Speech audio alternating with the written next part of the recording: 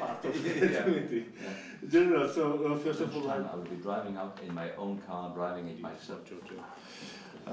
And moving to that direction, you are going to for all of us. And know about environment, also Georgia problem between Armenia and Azerbaijan, challenges with ISIL because they are new groups appear.